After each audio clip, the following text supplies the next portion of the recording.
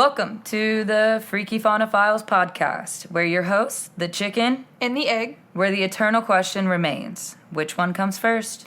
Hi, my name's the egg, and I'm going first today. We're on the hunt in the African safari where we're going to meet some trampling elephants and murderous hippos. And hey, don't forget to follow us on social media at Freaky Fauna Files. You can find us on Instagram, TikTok, YouTube, and Facebook for pictures and links of all of the fauna that we discussed today and every episode. You can also email us at info@freakyfaunafiles.com with any questions for our next Audience Asks episode. So let's jump right in. All right, before we get started, chicken, where are we? We are in a new location today. We are actually in my office where we have quite a few critters here with us. An audience. Yes, we do. We have a built-in audience. We have the infamous axolotl, Mr. Scooter. Scoot, yes, yeah. In the previous episode, you may have heard that I had two axolotls. Oh, R.I.P. Unfortunately, R.I.P. Charlie. Mr. Scooter decided to attack Charlie, and now I only have one axolotl. But I do have 10 new pea puffers. Pufferfish. We have a tortoise named Honey. We have a spoiled rotten dog named Nina. Neener beaners. And then a Siamese cat somewhere named Suki. She probably will not join us, but that's okay. That's okay. That's what she does. So yeah, new studio. Mm-hmm. New studio. New vibes. Good new vibes. Yes, new vibes. Good energy. And you can't even forget to mention what was yesterday. Yesterday was my birthday. The egg had a birthday. Yes, she did. She did. Yes. Happy birthday to you. Thank you. Yes. What a great way to celebrate your birthday, to record a podcast episode. Yes. We love it. And I'm so excited to tell you today it is one of my favorite animals because I have no originality. Therefore, my name starts with an E, and my favorite animal is an elephant. Woo! Nice. I will start off with the taxonomy. So we belong in the genus Loxodonta, Cool. which comprises two African elephants, the bush elephant and the smaller forest elephant. Ooh, that sounds nice. Yeah, I would want to be a forest elephant. I would also want to be a Sounds forest like a elephant. fairy name. It does. So loxo is Greek for slanted and danta is Greek for tooth. So they are named for their crescent-shaped ivory tusks. Go figure. Fun fact for your next party. Subspecies of elephants from any region are categorized by the size and shape of their ears. Oh, Did you their know that? ears? Yeah. Oh, no, I did not. No, you thought I was going to say tush, didn't you? No, I don't know what I thought. I don't know how I thought they were categorized. Maybe by their, beat pads or something, you know? Beats. Yeah. Nope, their or their ears. trunk or their ears. I wonder if they, take into consideration how, flappy the ears are. Oh, yes. I On a wonder if scale there's of 1 to way- 10, how flap was he? I wonder if they, measure the, wind speeds that it can produce. Whoa. Whoa. So, in culture, elephants are recognized for their size, intelligence, memory, loyalty, and wisdom. Mm-hmm. In fact, they're the coat of arms for the Central African Republic, Cool. for Guinea, for the Republic of Congo, and Eswatini, and of course, Ganesh. Yeah. That's the famous Hindu elephant, Yes. the deity. Yes, I have him tattooed on my back. Wow! I totally Nice. forgot about that. Yes. There you go. I feel like I've always heard the saying about elephants being super, good at memorizing each other in the herd and then also, a human's face. Yeah. Yeah. I will hold grudges. Yes, they do. Those Yeah. mofo hold grudges. Yeah. Yes. And I feel like they pass it on. Oh, yeah. Yeah, they it's tell like, their kids, yeah, they do. That MFer. Yeah. It's like word of trunk, you know? That was a bad one. Okay, anyways. Jumping into biology, elephants have a rough, folded skin that's about 1.2 inches or 30 millimeters thick. Damn. And it's covered with sparse bristle-like hairs. So they're... Imagine that brushing up against Ooh, you. I don't want that. Besides used for hearing, those ears we just heard about, they flap them to fan themselves, makes sense, and to reduce body heat. They are also going to come into play later on how we learn about communication, so Cool. stay tuned. The trunk is a prehensile upper lip and nose, so... I hate that it said upper lip. Upper lip. Because it kind of is. If you ever see them, I guess... No, you're right. They're like... Yeah. How do you describe that? It looks like a beak, kind of, you know? It's like pointed like that. Yeah. Kind of like... And then they use their trunk and... Yeah, I don't know. Yeah. So... Like a Pringle? I don't know why I thought Pringle. I don't know. I guess. I don't know. That was the first thing that popped into my head was Pringle. Pringle. Pringle. The trunk uses 40,000 to 60,000 musculars. And they also use it as a snorkel, as it's the only thing that needs to be sticking out of water for them to be able to breathe. So they can walk in like 15-foot water, and if their nose is sticking out, they're good to go. That is an amazing picture in my head. Mm-hmm. Yes. I just picture them walking in like a 10-foot body of water and just be like... All you see is some little hairy nostrils. Just like moving around, and you know they're gonna like be moving too, right? Yeah. To like, like a dog's nose moves. So the tusks are used for digging up roots, stripping bark off trees, fighting off predators, and for mating, because size matters. It definitely does. Mm-hmm. At least in the animal world, and baby, we're animals. So their tusks are usually 5 to 8 feet long, which is 1.5 to 2.5 meters. I feel like that's really long. 8 feet. 8 feet? You know, but it's kind of curved. Yeah. So, I mean, if you do that... Is it curved to the right or is it curved to the left? They actually grow until they die. So, you know, it's not like teeth or whatever where they... Yeah. See, and each tusk weighs 50 to 100 pounds or 25 to 45 kilograms. Ooh, big boys. Yeah, speaking of teeth, guess how many times their full set of teeth is replaced in their lifetime?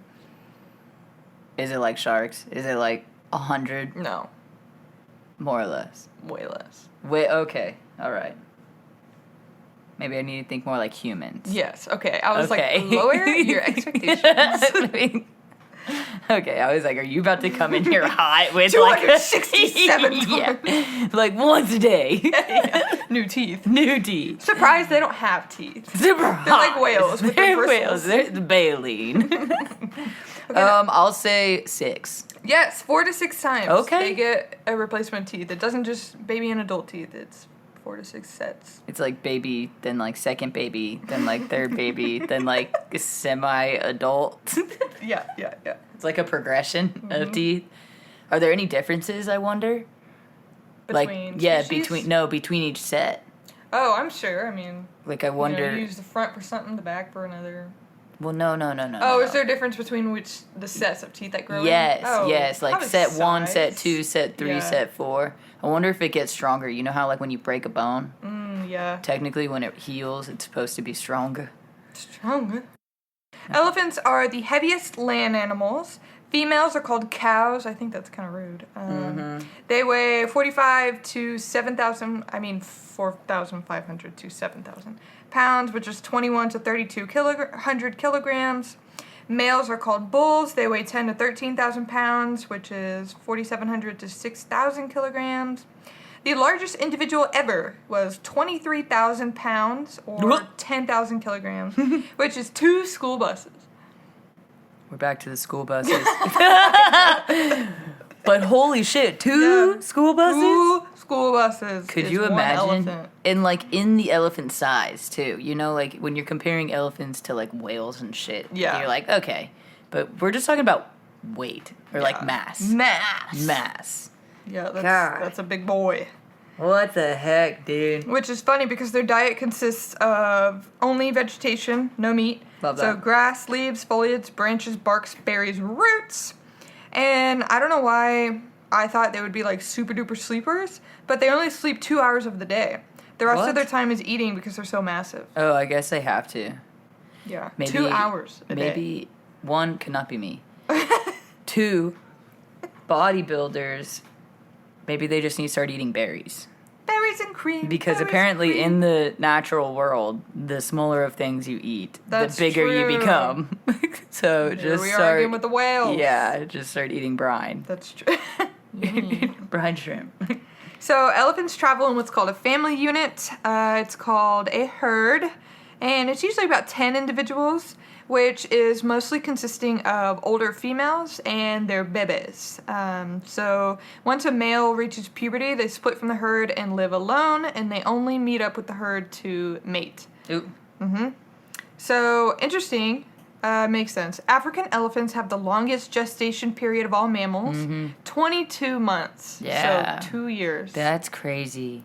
They usually only give birth to one bebe, and they get pregnant every 3 to 6 years. They give birth to up to 12 bebes in their lifetime. That's so much energy I for know. a massive baby. 2 years, and you're Holy pregnant hell. 12 times? Oh, man. You're just pumping them You're out as factory. much as you can. Which elephants can Oh. live to be 50 or 70, so it makes sense. Crazy. You're having babies up until you freaking die. Yeah, from the moment you can. Ugh. Yeah. Yeah, also could not be me. And I want to end it on something cool. So there's this thing called grounding. So we talked about those giant feet pads, right? Elephants have some crazy nerves in their feet, which are often the size of dinner plates. Ugh. It allows them to detect vibrations of up to 20 miles away, which is 32 kilometers. Whoa. And together with stomping, vocalizations, or like slamming your trunk against the ground, those vibrations are used to communicate for, here's some water, here's some food, or I got left behind, come get me, for mating purposes so that the males can find the female herds, or if there's a predator nearby. That's so cool. Yeah. Elephants are so badass. Yeah. I feel like they're so intelligent of a species, or I guess not species, but they're just an intelligent creature in general. And like for them to also have that almost superpower of just like stomping and getting like all this information. Yeah. Ugh. That's cool. Could you imagine? I feel like that'd be overwhelming. Well, Like every yeah. stomp, could they control it? Control what? Like if they get, like, is every step they take, or they just getting, everyone's just constantly getting overwhelmed with vibrations. Yeah. I mean, I guess you can choose to listen or not. Like, if you really plant your ear to the ground, you're like, I am purposefully listening. But Valid. if you aren't paying attention, it would just be like any other rumble, I guess. Yeah.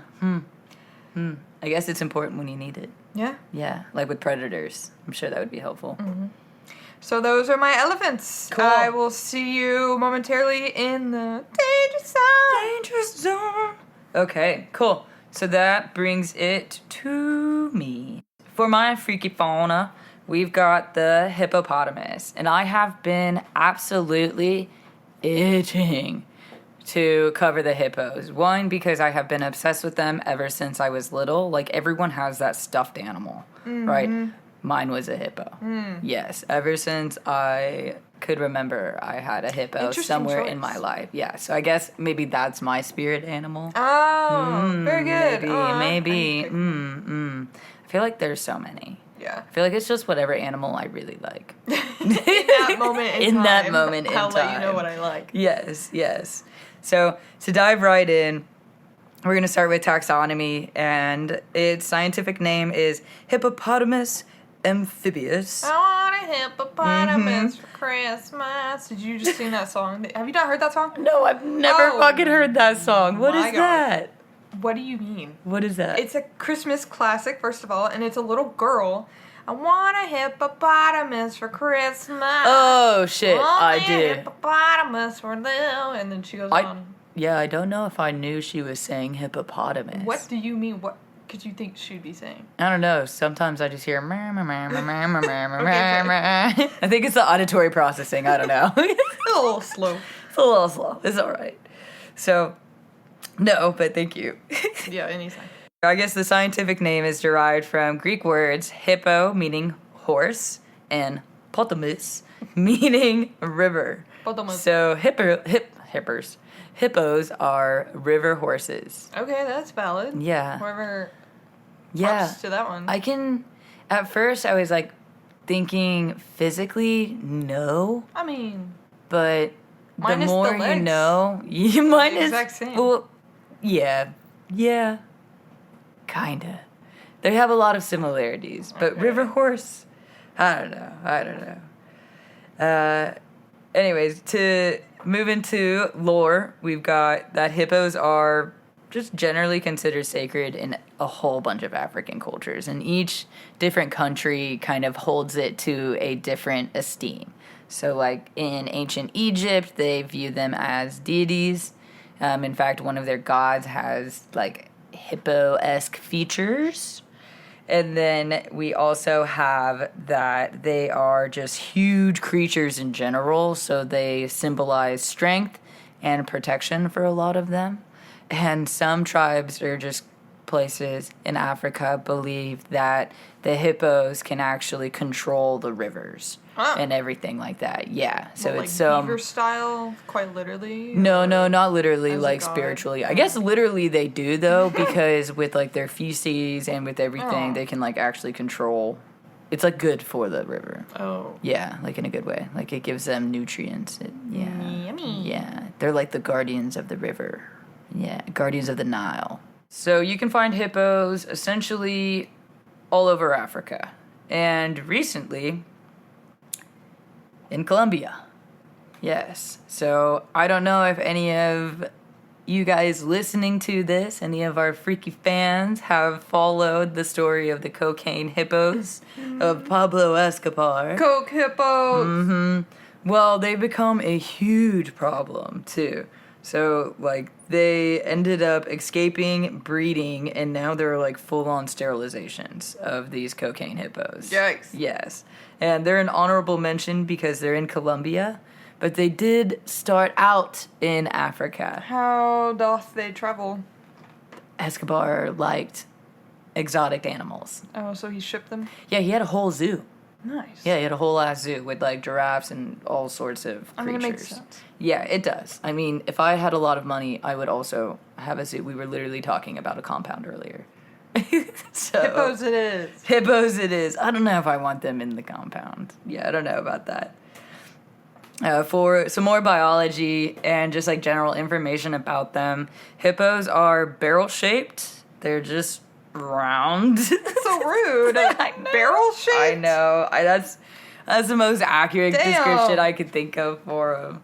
They're barrel-shaped with short and stubby tails and legs. Dude, their tails are so unproportional to their body. They're like little pig They're like tails. pigtails. Yeah. And that's funny Curly-Q. you bring up pigs because for a while, scientists like paired No, that makes sense. like pigs and hippos together. I mean, they're practically the same animal. Before they realized that they're more similar to whales.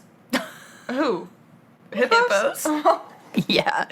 Yeah, but that's some evolution stuff. And I don't want to talk too much about it because I really want to focus in on the spice later The on. danger zone? The danger zone. They are basically short and fat, but you can't let that fool you.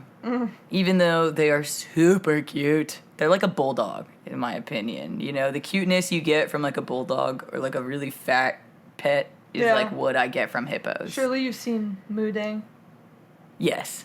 baby hippo? Yes, the baby hippo. Yes, she's so cute. So unhinged. Always Weren't there people moist. throwing shit at her? Yes. Oh my! I wanted to crawl through my phone screen and just like, just How could yeet they? them, She's yeet them so into the kind. enclosure with the other one. Just be like, "Nyeh."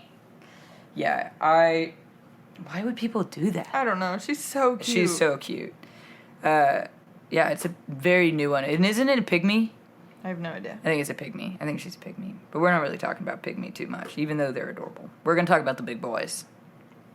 So, typically, hippos are purplish gray or like blue-black, and they actually have this really cool ability to secrete a sunscreen-like substance that is often mistaken for like a blood sweat. Ew. Yes. Ew. Yeah. What? Yeah. So it's actually not blood, and it's not sweat. Is It's- it sunscreen?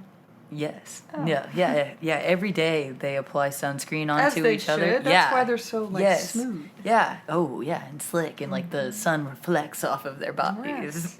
No, but these secretions, they are actually colorless initially, and then after a few minutes will take up this like reddish orange hue, and then will eventually turn brown over time. So like that color on hippos is actually their sunscreen. Like if a clean hippo, they don't look like that. Yeah. is the purpose quite literally Yes. the same as sunscreen? Sunscreen, yeah. But unfortunately, it doesn't fully prevent their skin from cracking. Like, it will still crack over time if they're, like, basking in the sun, but they don't typically do that, which Very I'll talk about more. Yeah.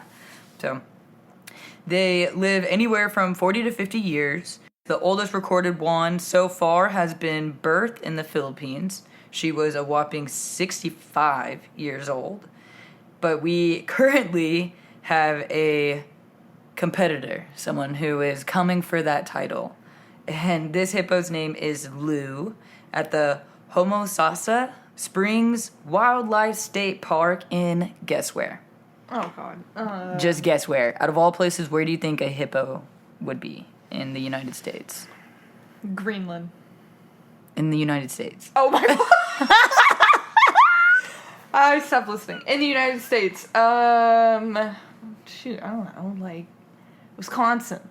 Florida. Okay, that's not as crazy as I thought. I was thinking, No, I said the most likely. oh, I just didn't listen at all. Okay, bitch, you're supposed to be responding to my comments. It's okay. It's all right. It's all right. Anyways, yeah, it's a state park in Florida. This hippo is currently 64. Wow. Wait, Yeah. what was the other one? 65? 65. Oh, no. Yeah, yeah. So that's what I'm saying. It's just coming for blood. Just coming out for it. The hippos will typically come in at around 4.5 to 5 feet tall and about like 10.5 to 11.5 feet long.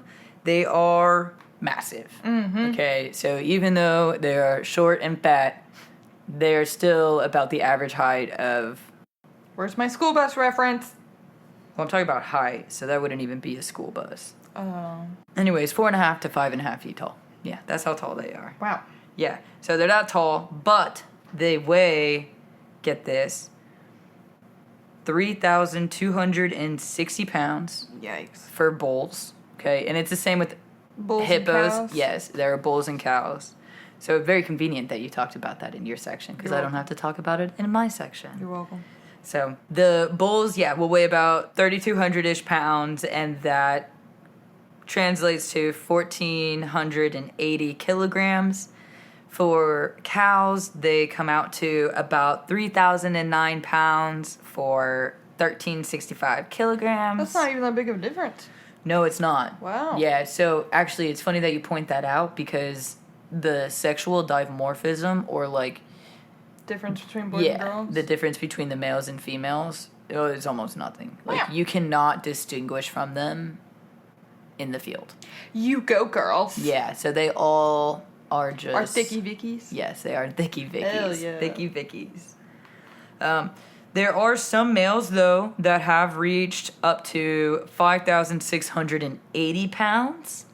And to top it off, just like the elephants, their tusks. Mm-hmm. So just like the elephants with their tusks earlier that you mentioned about how they just keep growing, so the bulls in general, they have no point in which they stop growing. Like body weight stop growing? Yeah, they just Wow. keep going. Wow. They will Wow. just keep going. Yeah, there's no stop. And it's only the bulls. The cows will actually stop at like 25 years old. Yeah, so there's a stopping point for females, but not for males. Wow. So really the only thing to stop males, I guess similar to the lobster too, is like death or just like being too big Too to big to- do anything. yeah. Too big to do what you need to do. Wow. Yeah. So the only other animal that, or I guess not animal in general, but like land animal that compares are like elephants, essentially. Elephants and rhinos. So other Yeah, than that, yeah. they're the biggest. Yeah, which is crazy to think about, right? The big three. And they're all in the same place? Yeah, yeah, right? They're literally called like Africa's big three. Yeah. So due to their weight, and I thought that this was actually cool, I have not heard of this term, but it makes sense to me. So it was that they are graviportal. Yeah, right? I know. 4 years of what? I've never heard that. They Sounds- are graviportal, which means that they have physically adapted for moving super slow on land. I would have never guessed that's what that means. Me either. Why? Okay. Kind of like giant tortoises. Yeah, I don't It's just know. a lifestyle of being slow. It is, Okay. yeah. I mean, if you're that fat, I You have to. understand. And your Yeah. legs are that short? So if they're that fat, how fast do you think they can go? 3 miles per hour. No, wait. How fast is that? No, I'd say 6. Give you a hint. This is where the horse comes in. No, please.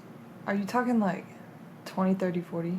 They are reported to move upwards of 19 to 28 miles per hour. 28? 30 to 45 kilometers per hour. Ain't no way that bathtub can move at 30 miles an hour. Bitch, guess what? And there is a point where they catch flight. I am not even shitting you. There is a point that when they're like fucking galloping so fast, there's a point at which all 4 of their limbs are off the ground at one point, and they're like flying. I wish people could see my freaking body pigs movements. Do that? I don't think pigs can move that fast. Why the fuck can a hippo? Well, think about the predators they're up against. I guess. Okay, like they're that cheetah, huge. cheetahs, What's a cheetah hyena. gonna do? Yeah, true. I mean, unless there's a bunch of them. Lions.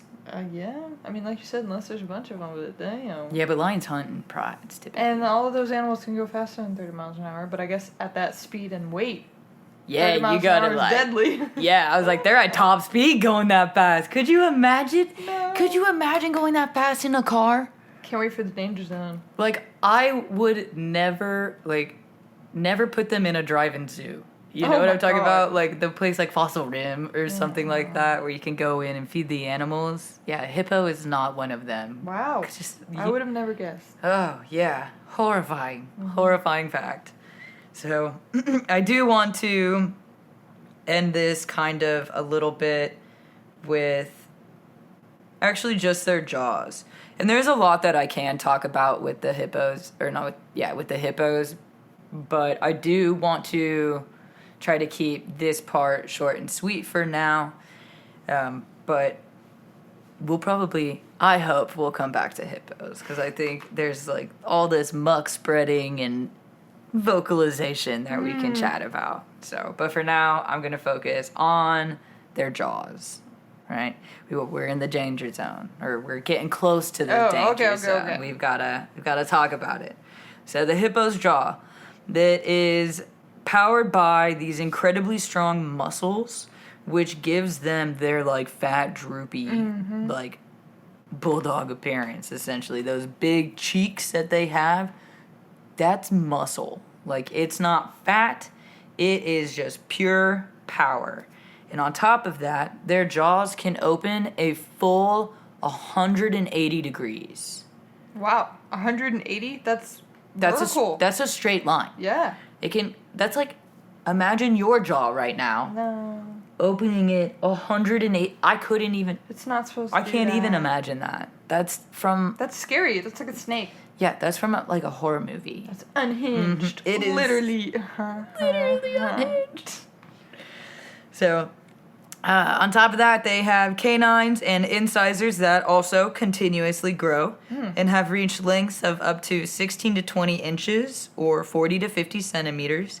And for a little cherry on top of that, Of course. their lower canines are continuously being sharpened by the position of their upper canines, making them extra spicy. Extra spicy. Their bite force is the strongest of all land animals. Really? Over Hippos? Yes. Even a polar bear. Stronger than all of that. I mean, that makes sense. Mm-hmm. These things are huge. Haven't you seen those videos of them like crushing Cracking a water? watermelon? Yes, yes. Scary. Oh man, it just goes pop, Yeah, and I it's mean, just right done. into it. Yes.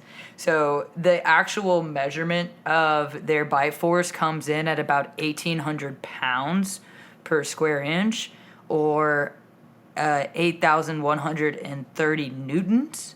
And to put that in perspective, our bite force, the human bite force, is 120 to 160. What was theirs? 1,800. Wow. 1,800. That's insane. And it's all of this, like all of their jaw power is only used for like fighting each other and predators. They are vegetarians. They are literally considered mega vegetarians. You need all that bite force for the watermelons. Or I guess a mega herbivore, not a mega vegetarian. But either way, same thing, same thing.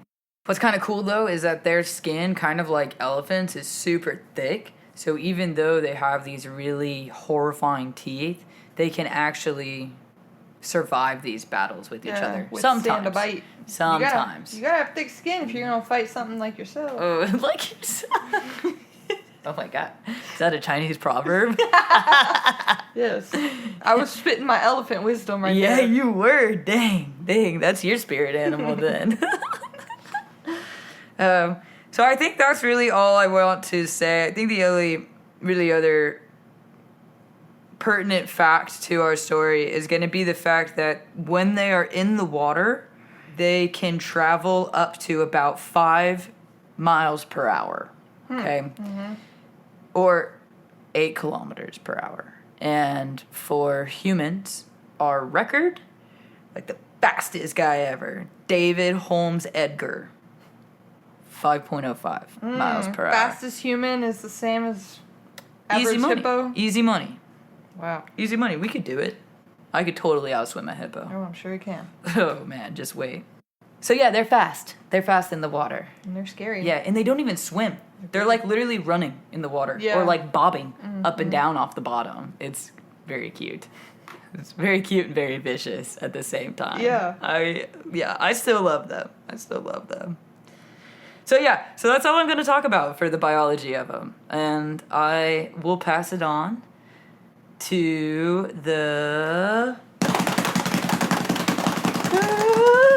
Danger Zone! All right. And as of now, I'm just going to go ahead and say, if you are squeamish about stuff, this is your official gore warning. Gore warning. So in the Danger Zone, as always, we are going to talk about how these animals interact with humans. And in this particular episode, it is not great. It is not great at all. Before I give the people what they want, the blood, guts, and gore of elephant attacks, I will mention a little more tame ways that elephants enter the danger zone. And it's through economic problems. So in Indonesia, the palm oil plantation and timber yards report an estimated $105 million per year in damages from elephants trespassing, eating, munching, Holy shit. stomping. Yeah, $105 million per year. Oh, man, I can just imagine. Uh-huh. Yeah, because we have, like, so much damage just from hogs. They're just, like, gigantic. Vermin. Yeah. Rice farms report losing an average of 17% of their crops yearly to elephants. Whoa. That's a lot almost of money. a quarter. That's a lot of money. Yeah. Yeah, that's a lot.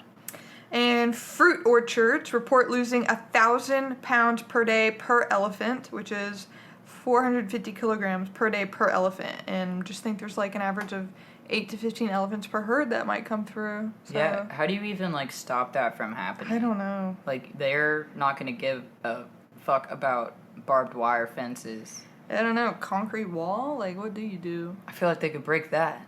Probably. I They're don't know. massive. So, human deaths. Here we come into the danger zone. So, there's a thing called gunga rao. In the 1500s, Southeast Asia would practice gunga rao, which is execution by elephant, Oh, shit. where prisoners would be subject to death by either trampling or dismemberment via effluence. Fuck yeah. I thought that they only did, like, quartering with horses. And they did that shit I with think elephants. effluents, are a little Whoa. easier to get the job done, I guess. That's hardcore. I bet that would take 2 seconds. Actually, yeah. What if they just Yeah. walked really slow? It I could mean, be that's really probably agonizing. subject to torture as well. Who Ugh. says you need a quick death? Ugh. Yeah. Okay. Horrifying. 1,000 Ways to Die, number 1. Gunga rao. There you go. 1,000 ways to die. So fast forward to the 21st century. An average of 100 deaths per year occur in Africa. Wow. So far, in the last 10 years, there's been 800 human deaths in Ethiopia. Whoa. And just to get you more familiar with Africa, because I was not up to date on African countries, Ethiopia is the second largest country in Africa. Do you want to guess the top 3? Largest? Yeah, countries. Egypt, Angola, Ethiopia. So Nigeria is the biggest, Whoa. 228 million. I got fucked. Ethiopia, second, 129. And Egypt's 115. Okay, So I got 2 out one of of 3. them. Okay, You well, had yeah. Egypt yeah. and Ethiopia. Yeah, but you just told me the Ethiopia one. Well, so I if I guess got that one wrong, I would have just been caught not listening. Like you. Like me. So the USA, for reference, has 330 million. So one country in Africa is right behind us. Damn. Yeah. That's a lot.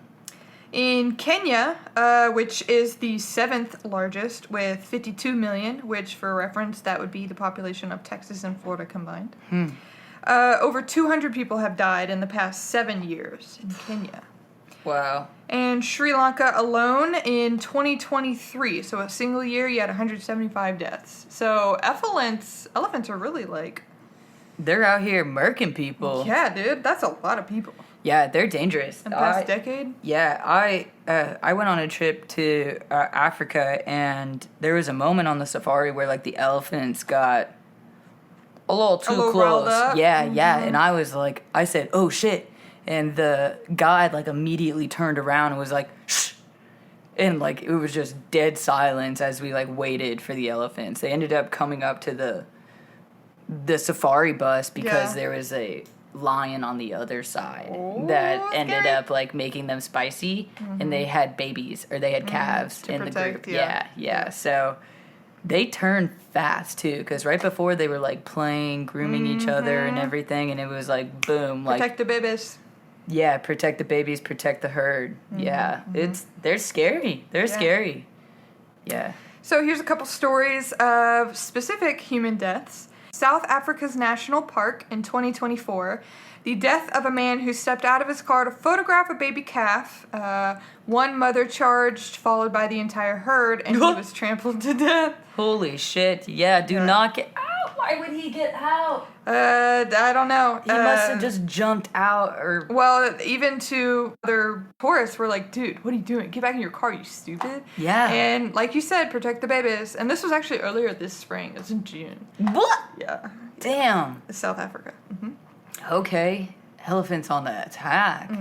Similar, Zambia in spring 2024, a woman was trampled to death by a herd of elephants as they crossed in front of traffic. Her vehicle was a part of a group that had pulled off to watch the elephants, so maybe they weren't where they're supposed to be. It was a group of vehicles, and hers got trampled. Yeah. Yeah, maybe they were off the road or something, and they couldn't get back on, or I don't know what happened. I mean, you go off the road. There's a road for a reason. I mean, yeah, and the trails, like, they're not just your easy peasy trails a lot of the times. Like, if you go off the side of the trail, like, you're in the bush. Like, you could very easily get stuck and not being able to move quickly if you need to. Yeah. And if there's a line of vehicles, you're kind of trapped. Yeah, I guess that's a scary thing that I didn't even consider. Yeah. Dang. In 2001, in Kenya, Jackie Boxberger was trying to take a picture of an elephant when it charged at him, picked him up with his trunk, and slammed him against a tree before stepping on him. Whoa. He did not survive. Whoa. And last story is circus trainer Alan Campbell died after his elephant trampled him to death after he was abusing it during the show. So Okay, well, I mean, he definitely deserved it. Yeah, I just wanted to include it to be like... Yeah, yeah. Stay in your lane. So in return, thousands of elephants die each year from human-related causes, including accidents, poaching for their tusks, straight up shooting them to keep them out of gardens. So per year, 20,000 are killed for their ivory tusks. And compared to the 10 million we had a century ago, we only have 400,000 African elephants. Wow. So 10 million to 400,000. It looks like both humans and elephants belong in the danger zone. Yeah. It seems like we do. Sad, indeed. It's so crazy. And there's so many efforts to, like, prevent the ivory trade. Yeah. You know, like, if Making we ever it talk illegal about... doesn't do anything. Yeah, like, if we ever talk about, like, rhinos or anything a little bit more, or just, like, other animals that have, like, their tusks died. Yeah. Oh, damn. That was juicy. All right. So I think I will go ahead and jump into my hippopotamus. And to preface this section, I do want to give a few quick stats. And that hippos will kill about 500 humans a year, but an exact figure is hard for us to actually know because of so many deaths going unreported or just kind of people going missing, right? So there's a lot that we don't know, but 500 is kind of what a bunch of sources are saying overall. So one study found in general that the probability of being attacked by a hippopotamus attack is in the range of 29% to 87%. Higher than that of a grizzly bear attack, coming in at 4.8%. A shark attack at 22%. And a crocodile attack at 25%. Where do they think I'm going to encounter a hippo? Is this specific to Africa? This is probably specific to Africa. Okay, that makes I mean, sense. you just talked about the population, right? Yeah. Right? So that's a lot of people. Yeah. Of just like Africa in general. Yeah. So that's a pretty high percentage. That's kind of scary. That's a high percentage. Yeah. I watched them a lot in Africa. Yeah, a lot. Were you creeping on the hippos? I was, but I had a very safe distance from them. Very, very safe. As you should. As you should. I just have 2 stories. There are a bunch of them out there. We've got one of the more popular ones, and that is of Marius Els, who is a 40-year-old army major turned farmer. So Els actually rescued this hippo named Humphrey, or I guess he named him Humphrey. That's adorable. Yeah, he rescued him when he was only 5 months old from another people who actually recovered him from a river. Oh my goodness. But ended up not being able to take care of him. So Els came in, rescued him, and eventually, like all animals, Humphrey grew up, and he grew up to be 1.2 tons. Whoa! Okay? Or 2,645.55 pounds. All right? Big boy. That is not your dog. That is not your average Lottle. Okay? No, definitely He could not be in our audience tonight. No. So, if you asked Els, all was well with Humphrey, and he was a saint. And honestly, Els was living my childhood dream. Oh. He would even ride him. Yeah, there are photos Wow. of him on top of Humphrey, wanna like ride riding a him. hippo. I know. Why are they so tempting? I don't know. Why are they so tempting? I think it's the fat. There needs to be like some type of, it's a cute factor of it. Yeah. However, if you ask his wife, Miss Louise, she spills the tea. Uh-oh. All right, Humphrey was not a saint. Little old Humphrey had actually chased Els and a 5-year-old up a tree. Oh my god. Yeah, to What where the it fuck? took him a while to get the hippo away from the tree so that they could get down. Oh my god. He also was known to kill neighboring farm animals. No. And he would frequently break out of his enclosure and just wreak havoc. Free my man Humphrey. Yeah, so bad Humphrey. Bad. Just the baby. Eventually, like all, I feel like pet owners who grab exotic pets, Marius Els' body was found submerged in a river, absolutely fucking savaged. Savage. And they don't really know what's up. Like, there's not a ton of details that I could find quickly. Or just, like, find in general.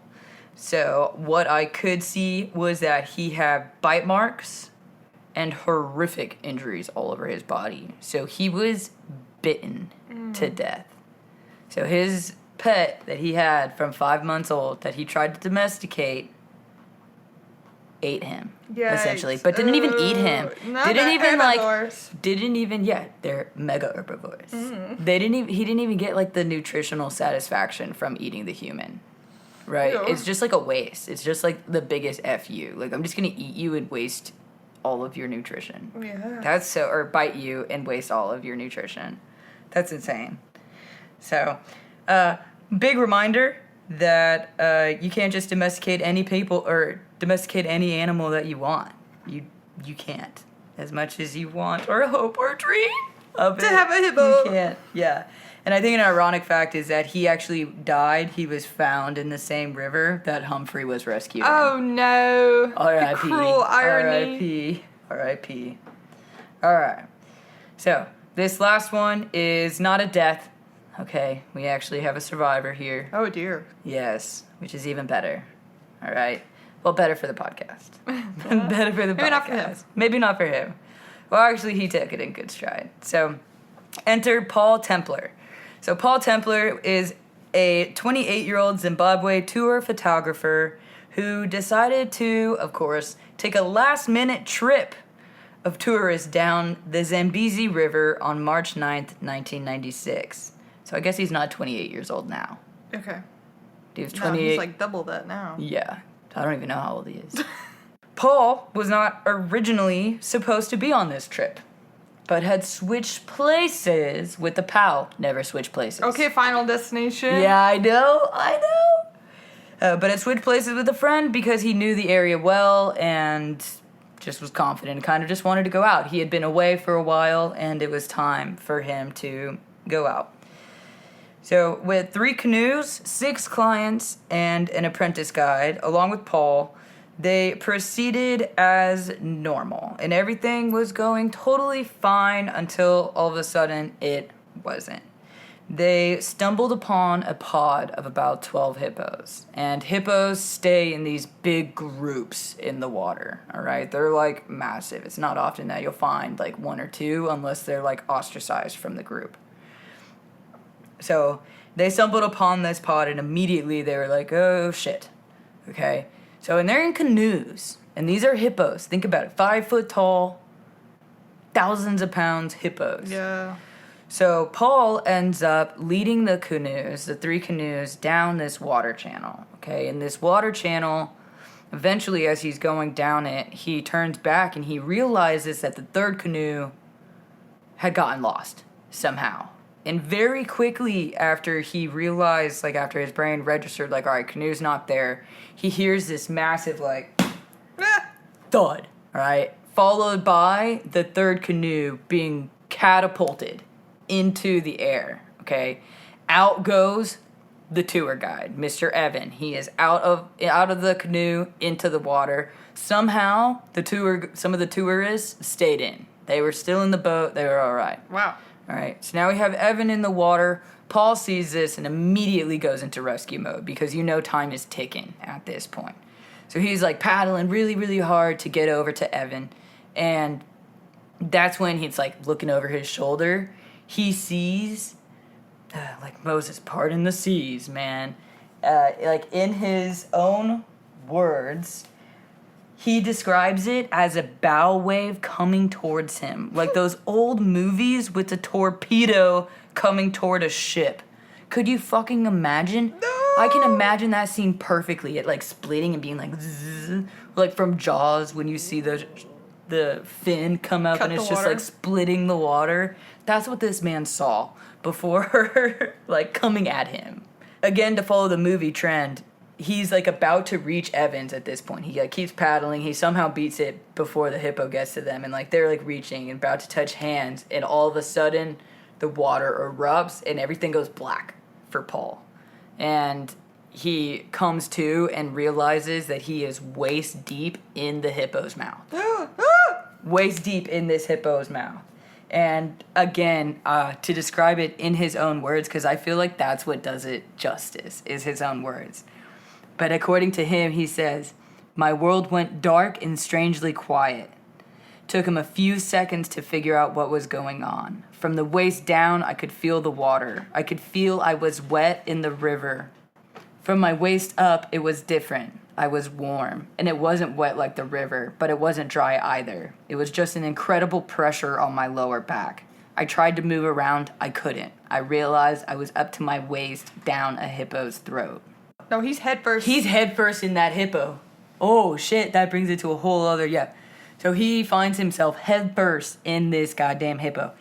And eventually, the hippo, like, spits him out. Luckily, the hippo spits him out. But oh wait, it doesn't end there.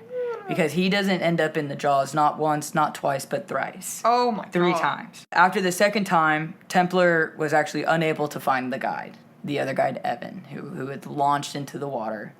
And he had searched every time he had gotten up from the water. And he was being super smart in this. Like, he said that it was like slow motion to where the hippo kind of took him out of the water, he would take a big breath and get prepared to like get dragged down, because that's a lot of the ways that hippos kill is by drowning. Yeah, it's not necessarily piercing. It's they'll put them underwater until they cannot breathe anymore.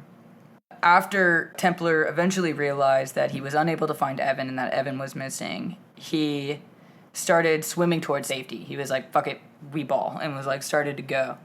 And then he looks over his shoulder again, and he describes this scene as something he'll never forget. But it's just this hippo, jaws wide open, coming straight at him from the side. And this time, the hippo gets him. The hippo attacks him, like gets his side kind of by his ribs, and just starts thrashing him around. Yeah. And again, Templar, smart as fuck. Like, his survival instincts kicked in.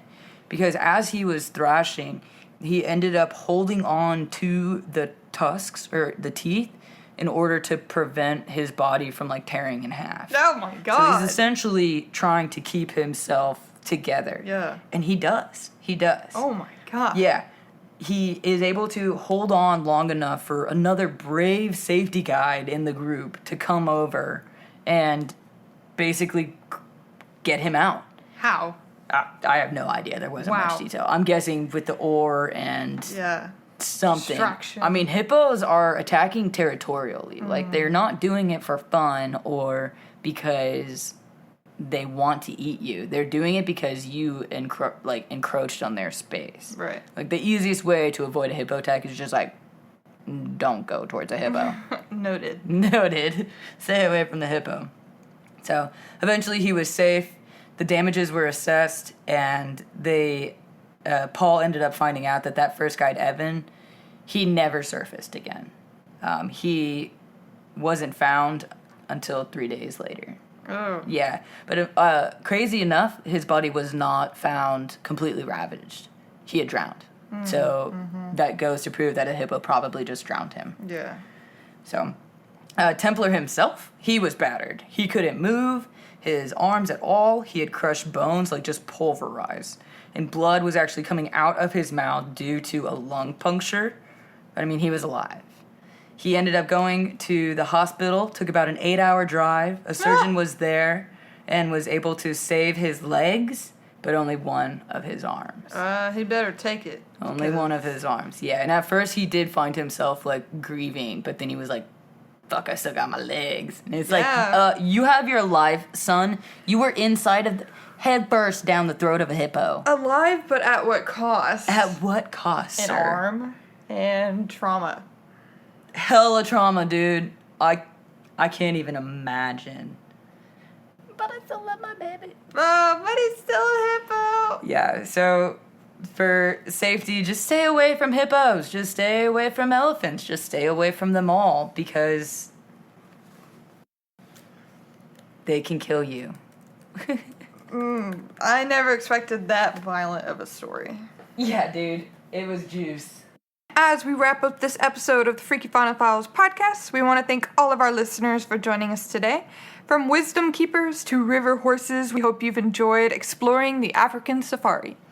And remember that the adventure doesn't have to end here. The next episode is going to be a light in the dark as we discuss some bioluminescence. Nice. Don't forget to follow us on social media at Freaky Fauna Files for updates, behind the scenes content, and discussions about all things weird and wonderful in the world of fauna. Also, send us those questions for our next audience ask to info@freakyfaunafiles.com. Send them! Until next time, keep your eyes peeled for the unexpected, and may your curiosity continue to lead you on extraordinary journeys. Thank you for listening, and Stay freaky.